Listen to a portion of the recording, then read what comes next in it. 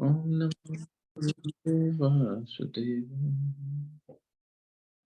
Narayana Namaskritya Naram Narottam Devim Saraswatim Vyasam Tato Jayamudiri Nashtaprayeshu Vadreshu Nityam Bhagavata Bhagavati Uttam Shloke Bhakti Naishtike. So, continuing with the discussion on Srimad Bhagavad Gita as it is, Chapter 6, Dhyana Yoga, text 16. So further talking about Dhyana Yoga, how it is to be done. Nati ashnatastu yogu asti, na chakantam anashnataha, na chati swapna shilasya, jagrato nevu charjanam.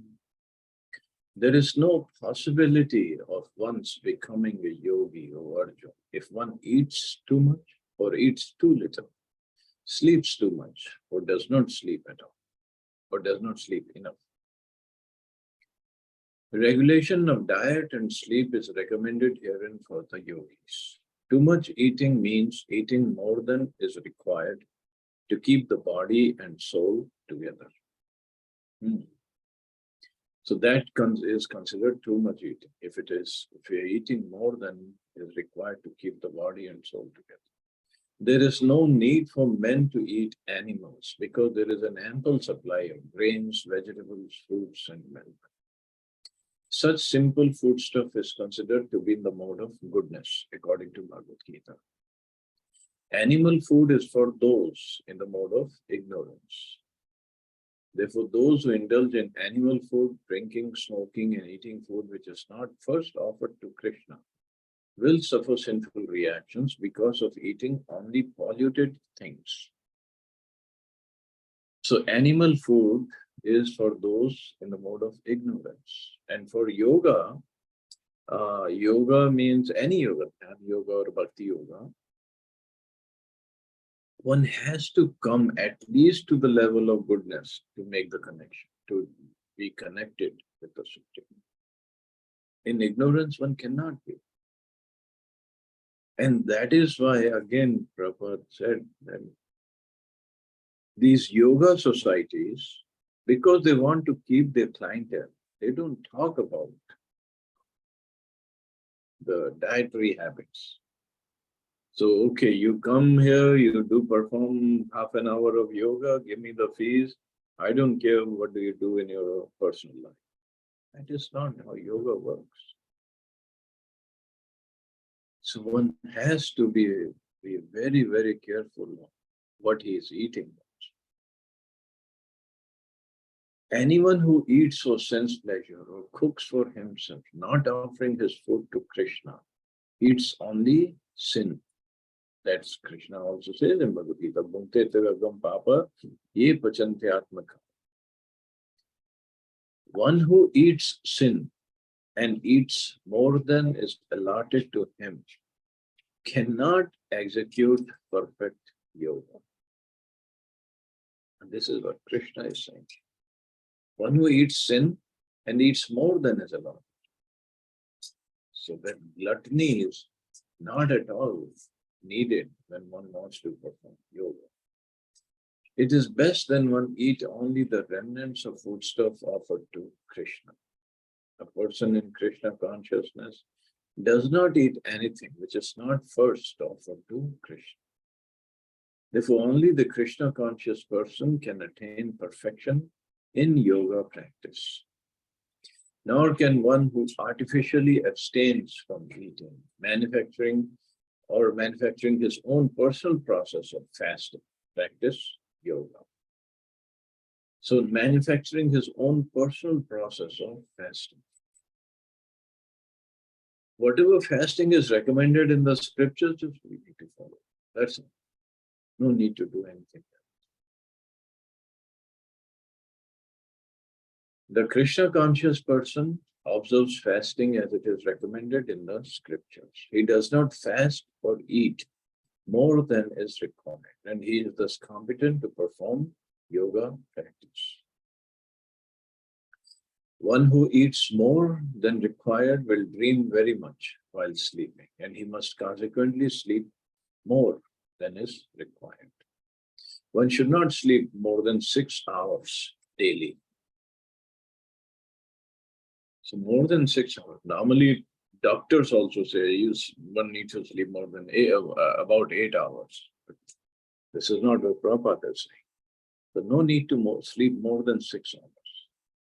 And also, one who eats more than required will dream very much while sleeping. So at least in the evening time. Now, what Ayurveda says, I think Chetna Mataji just recently attended some course and she will share the notes with us.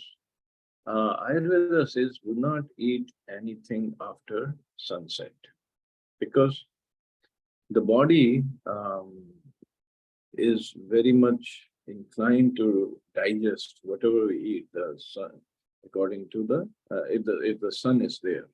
After sunset, one should not eat anything. And then when one sleeps, then he doesn't need sleep too much. Just bare minimum, whatever is required by the body. Of course, those who are very much advanced on the path of spirituality, they don't even sleep 6 hours. What to speak of 6 hours? Prabhupada himself used to sleep only 3 or 4 hours a day. And 6 Goswamis of Vrindavan, this is what Prabhupada said, they would hardly sleep maybe 1 hour, sometimes even that wasn't possible. Because they were so busy in chanting and writing books and other processes of devotion service. So the point is, every living entity does these 4 activities: eating, sleeping, mating, and defending. But more one makes progress spiritually, these 4 material activities go down automatically. It doesn't need to eat too much, not to sleep too much, and no question of mating or defending. He doesn't even defend himself. So, but for the yogi who's a beginner, these things are very much required. One who sleeps more than 6 hours out of 24 is certainly influenced by the mode of ignorance. A person in the mode of ignorance is lazy and prone to sleep a great deal. Such a person cannot perform yoga, any kind of yoga. But for bhakti yoga, the advantage is, or the best part is, if one chants even for 5 minutes, he has performed the yoga. And slowly, person comes out of this ignorance and goes into passion and then into goodness. That's the advantage of bhakti yoga. For other yogas, not at all possible. That 5 minutes I do meditation and I think I'm doing yoga. No. And for eating, it is said the proper balance in the stomach is 1/2 food, 1/4 water, and 1/4 air. If the yogi eats too little, the amount of air is increased and the body becomes disturbed. So, this is a proper combination or equation: food and water and air in the stomach, and that helps in digestion, completely helps in digestion properly.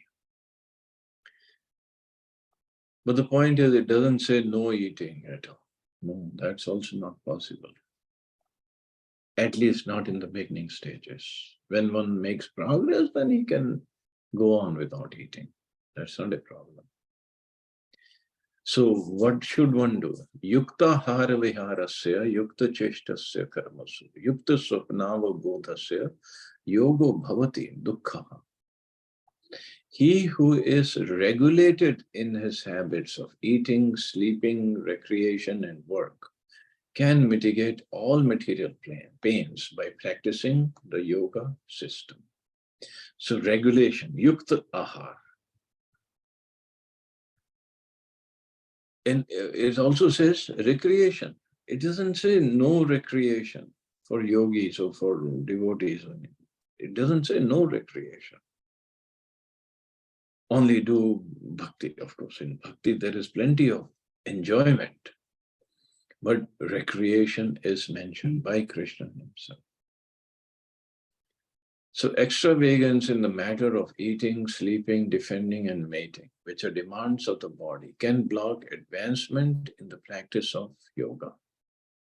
As far as eating is concerned, it can be regulated only when one is practiced to take and accept prasadam or sanctified food. Lord Krishna is offered, according to Bhagavad Gita, vegetables, fruits, grains, milk, etc. In this way, a person in Krishna consciousness becomes automatically trained not to accept food not meant for human consumption or not in the category of goodness. So in bhakti, this is the best part. We eat whatever is offered to Krishna, and what we offer to Krishna, whatever is either mentioned in the scriptures or explained by the acharyas. Sometimes people say Krishna only asks for patram pushpam phalam toyam. Why you making so many different varieties, chappan bhog and this and that? Krishna said patram pushpam phalam toyam. That's a bare minimum. Otherwise, he eats. Jagannath ji eats chappan bhog every day. Giriraj even eats more than that. So for that, acharyas come into picture, guru comes into picture, that what we can offer. And since all that food, first of all, it's in mode of goodness. And when it is prepared with love, offered with love, Krishna accepts it, it becomes prasad. So prasad means Krishna's mercy. And also because he has accepted it, it becomes spiritualized. So it's beyond mode of goodness. And if we honor that prasad, then our consciousness, it also becomes spiritualized or starts to become spiritualized. As far as sleeping is concerned, a Krishna conscious person is always alert in the discharge of his duties in Krishna consciousness. And therefore, any unnecessary time spent sleeping is considered a great loss. Avyartha kalatvam. He doesn't want to lose or doesn't want to waste a single moment of the day. Because it's also mentioned in other places, scripture, Prahlad Maharaj's conversation, any moment that we lose, waste in fact, by not engaging in devotional service, that time is never going to come back. And time is considered the most expensive thing. We cannot spend billions of dollars to get back the time that is wasted. Wasted in the sense not doing anything for Krishna's pleasure. Just like we started the class at 7:30 India time. So now if you look at that 7:30 p.m. on 13th August 2023 is gone forever. It's not going to come back.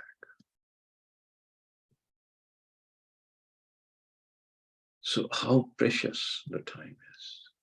And with every ticking of the clock, every second that is going away, slowly, not only we are losing time, we are losing our lifespan also. It's getting reduced, lifespan is getting reduced. Our energy is getting reduced. So So why waste it in anything other than service of Krishna? A Krishna conscious person cannot bear to pass a minute of his life without being engaged in the service of the Lord. Therefore, his sleeping is kept to a minimum. His ideal in this respect is Srila Rupa Goswami, who was always engaged in the service of Krishna and who could not sleep more than 2 hours a day, and sometimes not even that. Thakur Haridas would not even accept prashadam, nor even sleep for a moment without finishing his daily routine of chanting with his beads 300,000 names. So could not even sleep or eat until he had completed his quota. That is determination. As far as work is concerned, a Krishna conscious person does not do anything which is not connected with Krishna's interest. And thus, his work is always regulated and is untainted by sense gratification. Since there is no question of sense gratification, there is no material leisure for a person in Krishna consciousness. And because he is regulated in his work, speech, sleep, wakefulness, and all other bodily activities, there is no material misery for him. And this is how we can reduce, or we can yoga bhavati dukkha. Remove this dukkha, even bodily or spiritually, by regulating all our activities. Srila Vishwanath Chakravarti Thakur explains that a yogi's recreation is walking. So he is doing his recreation if he is walking. And Srila Baldev Vidyabhushan mentions that the yogi should restrict his speaking. By controlling all these activities, the yogi remains free from desires and strong in meditation. And then he can have really no material misery for him. If we regulate everything, regulate our life properly, eating, sleeping, recreation, other bodily activities, then our body will be very healthy. Until some disease is happening because of a sinful activity, that's a different story. But other than that, we can have a healthy body, and with the healthy body, it is possible to perform yoga. So body has to be kept healthy. Yada viniyatam chittam atmanyavavtishtete nispriha sarvakamebhyo yukta iti uchyate tadam. When the yogi, by practice of yoga, disciplines his mental activities and becomes situated in transcendence, devoid of all material desires, he is said to be well established in yoga. So disciplines his mental activities. So earlier it was disciplining the physical, and now by practice of yoga, he's controlling his mind, disciplining his mental activities, and becomes situated in transcendence. Means devoid of all material desires. He's said to be well established in yoga. The activities of the yogi are distinguished from those of an ordinary person by his characteristic cessation from all kinds of material desires, of which sex is a chief. A perfect yogi is so well disciplined in the activities of the mind that he can no longer be disturbed by any kind of material desire. A perfect yogi is so well disciplined in the activities of mind, means he has controlled the mind so much that he can no longer be disturbed by any kind of material desire. This perfectional stage can automatically be attained by persons in Krishna consciousness. So for Dhyan yogi, he has to do so many things to be disciplined. But for a devotee, as it is mentioned in Srimad Bhagavatam, it is relatively very easy. Bhagavatam says, Savai Manaha Krishna Padaravindeya. It gives the example of Maharaj Ambrish. So what did he do? King Ambrish, first of all, engaged his mind on the lotus feet of Lord Krishna. Then one after another, he engaged his words in describing the transcendental qualities of the Lord. His hands in mopping the temple of the Lord, his ears in hearing of the activities of the Lord, his eyes in seeing the transcendental form of the Lord, his body in touching the bodies of the devotees. So touching the bodies of devotees in a mood of service, serving them. His sense of smell in smelling the scents of the lotus flowers offered to the Lord. And he engaged his tongue in tasting the tulsi leaf offered at the lotus feet of the Lord. His legs in going to the places of pilgrimage and the temples of the Lord.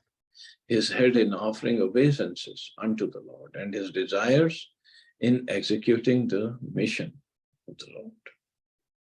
So that way he engaged all his senses and all his bodily activities in the service of the Lord. All these transcendental activities are quite befitting a pure devotee. So that's why it is said he was perfectly established in yoga. This transcendental stage may be inexpressible subjectively by the followers of the impersonalist path, but it becomes very easy and practical for a person in Krishna consciousness, as is apparent in the above description of the engagements of Maharaj Ambrish.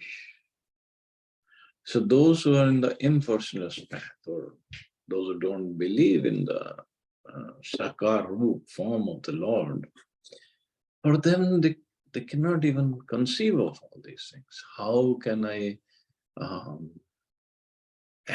using hands in mopping the temple, ears in hearing about the Lord, eyes in seeing the transcendental form of the Lord, they cannot even think of all these things. But for devotees, it is easy and practical. Unless the mind is fixed on the lotus feet of the Lord by constant remembrance, such transcendental engagements are not practical. In the devotional service of the Lord, therefore, these prescribed activities are called archana, or engaging all the senses in the service of the Lord. So that's all we have to do. And not just it's not that we have to be in the temple to do all these things. We can do them at home also. The senses and the mind require engagements. Simple abnegation is not practical. Abnegation is not giving them any engagement, saying, don't do anything. But the senses, and especially the mind will always go towards things of, or the thoughts of sense enjoyment. Therefore, for people in general, especially those who are not in the renounced order of life, transcendental engagement of the senses and the mind, as described above, is a perfect process for transcendental achievement. So in general, especially for those who are not in the renounced order of life, or who are not taken sannyas. So this transcendental engagement of the senses and the mind, that is a perfect process. And this is called yukta. Yukta in the Bhagavad Gita. Yukta ahar and yukta viragya, yukta everything. So yukta means then he is well situated in the yoga process. Otherwise, it's very difficult, very, very difficult to discipline the mental activities and being situated in transcendence.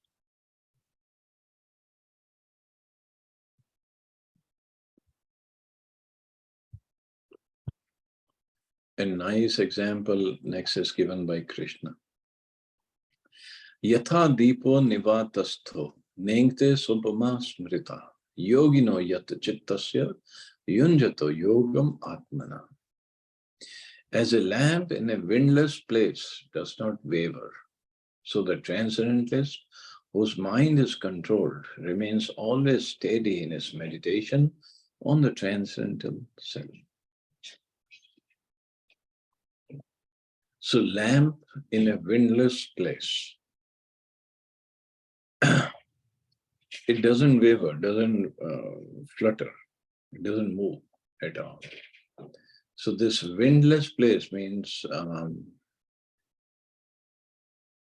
no more desires or no more other activity from the mind. So then he can remain steady. Otherwise, he will be wavering here and there. A truly Krishna conscious person, always absorbed in transcendence, in constant undisturbed meditation on his worshipable Lord, is as steady as a lamp in a windless place. Means then he won't be disturbed by any of the sense enjoyment thoughts or desires, or in case of any other disturbance, adhyatmik, adhibhautik, adhidevic klesha, he will not be disturbed if he is perfectly situated, if he is absorbed in transcendence. But this absorption and this no material desire situation, it just doesn't come all of a sudden. One has to work. It just in Bhakti Yoga, it is easier. That's it. Yatro parmate chittam niruddham yoga sevaya yatra chaivatmanatmanam pasyanatmani tushyati sukham atyantikam yatat buddhi grahya mutindriyam veti yatra na chaivayam sita shalati tatvata yam labdhuvacha param labham yate nadikam tata yasmin sthito na dukhena guruna pi vichalyate tam vidya dukh samyoga viyogam yoga sangitam. In the stage of perfection called trance or samadhi, one's mind is completely restrained from material mental activities by practice of yoga. This perfection is characterized by one's ability to see the self by the pure mind and to relish and rejoice in the self. In that joyous state, one is situated in boundless transcendental happiness, realized through transcendental senses. Established thus, one never departs from the truth, and upon gaining this, he thinks there is no greater gain. Being situated in such a position, one is never shaken, even in the midst of the greatest difficulty. This indeed is actual freedom from all miseries arising from material. So yogo bhavati dukkha. Actually, this is the actual freedom. So one's mind is completely restrained from material mental activities by practice of yoga. So this is the real practice. When mind is completely restrained from material mental activities. This perfection is characterized by one's ability to see the self by the pure mind and to relish and rejoice in the self. In that joyous state, one is situated in boundless transcendental happiness, realized through transcendental senses. So same senses will become transcendent, spiritualized. Okay, let's see what Prabhupada says. It's a long purport. Let's see. By practice of yoga, one becomes gradually detached from material concepts. This is the primary characteristic of the yoga principle. And after this, one becomes situated in trance or samadhi, which means that the yogi realizes a super soul through transcendental mind and intelligence. without any of the misgivings of identifying the self with the super self. So yogi realizes the super soul through transcendental mind and intelligence, without any of the misgivings of identifying the self with the super soul. The soul will never become super soul. They are two different. Yoga practice is more or less based on the principles of the Patanjali system. Some unauthorized commentators try to identify the individual soul with the super soul, and the monists think this to be liberation, but they do not understand the real purpose of the Patanjali system of yoga.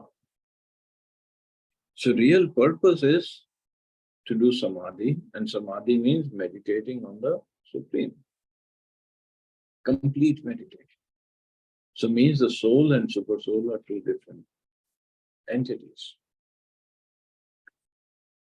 There is an acceptance of transcendental pleasure in the Patanjali system, but the monists do not accept this transcendental pleasure out of fear of jeopardizing the theory of oneness. Monists always believe in oneness, that we and them, so we are the same. But we are not, we are different. The duality of knowledge and knower is not acceptable by the non-dualist or monist. But in this verse, transcendental pleasure realized through transcendental senses is accepted. And this is corroborated by Patanjali, the famous exponent of the yoga, the Ashtanga yoga system. The great sage declares in his Yoga Sutras, Purushartham Shunyanam Gunanam Pratiprashva Kevalyam Swarupar Pratishtha Va Chitti Shakti. This Chitti Shakti or internal potency is transcendent. Purusharth means material religiosity, economic development, sense gratification, and at the end, the attempt to become one with the Supreme. Dharma, Artha, Kama, Moksha. So Moksha, understanding of non-dualist or monist, is that we are going to merge in Brahm Jyoti, become one with the Supreme. This oneness with the Supreme is called Kaivalyam by the monks. But according to Patanjali, this Kaivalyam is an internal or transcendental potency by which the living entity becomes aware of its constitutional position. So according to Patanjali, this Kaivalyam is the potency by which the living entity becomes aware of its constitutional position. And I am part and parcel of God. I am a servant of Krishna. In other words of Lord, in the words of Lord Chaitanya, this state of affairs is called the Cheto Darpana Margam, or clearance of the impure mirror of the mind. This clearance is actually liberation, or Bhava Mahadavaga, Nirvana. The theory of Nirvana, also preliminary, corresponds with this principle. In the Bhagavad Gita, this is called Swarupena Vyavasthiti. Bhagavad Gita also confirms this situation in this verse. So Kaivalyam or the ultimate aim is not to become one with the Lord. Is to enjoy the transcendental happiness, and that can only happen when one is engaged in the service.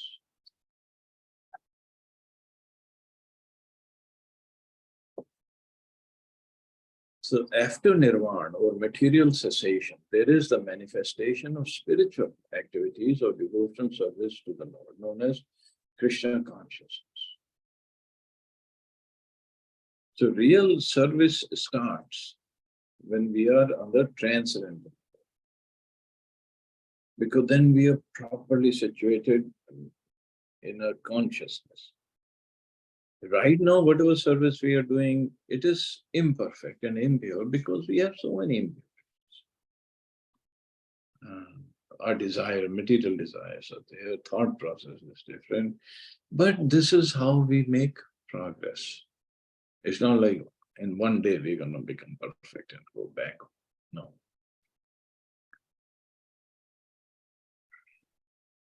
My mom asked Anand to come.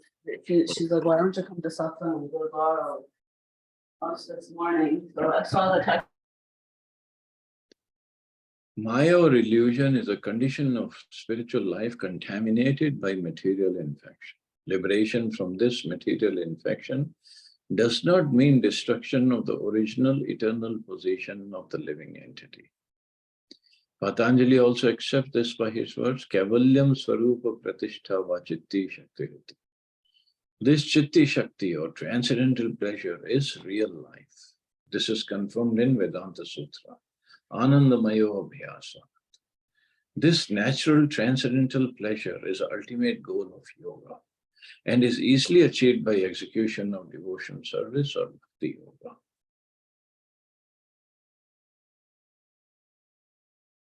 So Anandamaya Abhyasat or transcendental pleasure one has to feel, or in that, like in Shloka says, in that joyous state, one is situated in boundless transcendental happiness, realized through transcendental senses.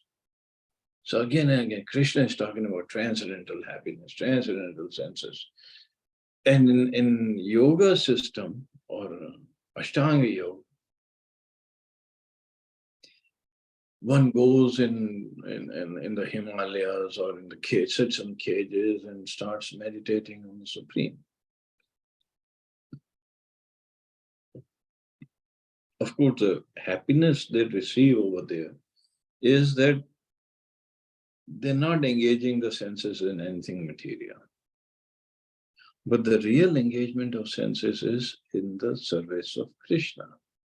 And that gives a real happiness. But again, we have to be at that level that we start feeling that happiness, the real, transcendental, unlimited happiness in service of Krishna. Service means it could be chanting, could be other activities, other services. But nevertheless, we get some happiness, and slowly it increases once we make progress. In the yoga system, there are two kinds of samadhi, one called sampragyata samadhi and asampragyata samadhi. When one becomes situated in the transcendental position by various philosophical researches, he is said to have achieved sampragyata samadhi. So by various philosophical researches, in ansampragyata samadhi, there is no longer any connection with the mundane pleasure. For one is then transcendental to all sorts of happiness derived from the senses.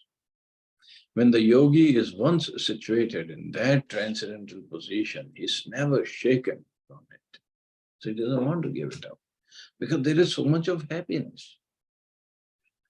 Unless the yogi is able to reach this position, he is unsuccessful.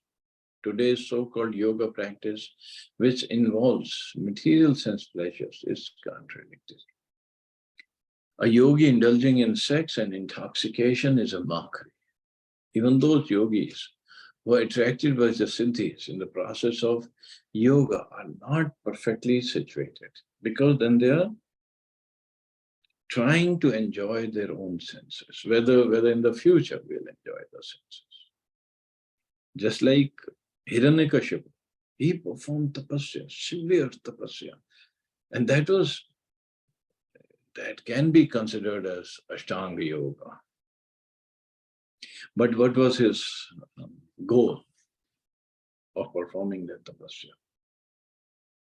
So when Brahmaji was pleased, so Brahmaji's pleasure is not the perfection of samadhi, but this is what Hiranyakashipu thought, because his goal was to get all these benedictions so he doesn't die. So it's all about himself. I should get this, I should get that. If yogis are attracted by the byproducts of yoga, then they cannot attain the stage of perfection. As is stated in this verse, Persons therefore indulging in the makeshift practice of gymnastic feats or siddhis should know that the aim of yoga is lost in that way. They don't go above getting the siddhis and trying to enjoy those siddhis.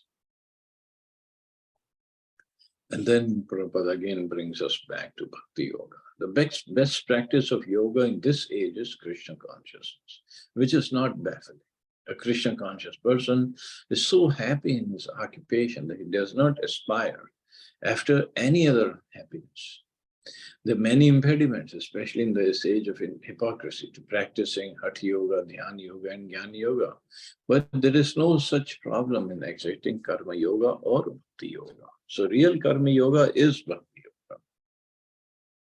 Of course, people have made it, especially politicians, that do your work properly and that is Karma Yoga. No, that is not Karma Yoga. That is only Karma. As long as the material body exists, one has to meet the demands of the body, namely eating, sleeping, defending, and mating. But a person who is in pure Krishna consciousness or Bhakti Yoga does not arouse the senses while meeting the demands of the body. Rather, he accepts the bare necessities of life, making the best use of a bad body, and enjoys transcendental happiness in Krishna consciousness. He is callous towards incidental occurrences such as accidents, disease, scarcity, and even the death of a most dear relatives. But he is always alert to execute his duties in Krishna consciousness or Bhakti Yoga. So for other activity, he is not very much interested.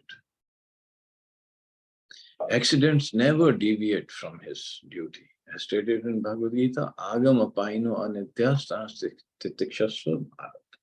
He endures all such transcendental occurrences, like incidental occurrences, because he knows that they come and go and do not affect his duties. In this way, he achieves the highest perfection in yoga practice.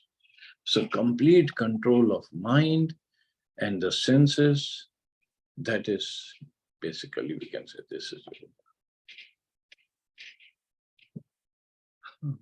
I guess I will stop here. See anybody has any questions or comments? It's just too technical.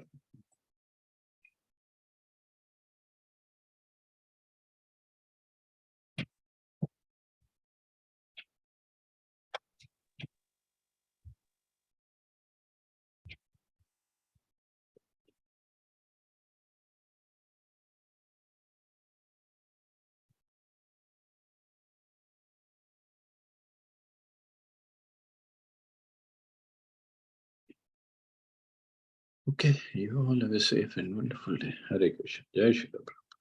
Hare Krishna, thank you, Prabhuji.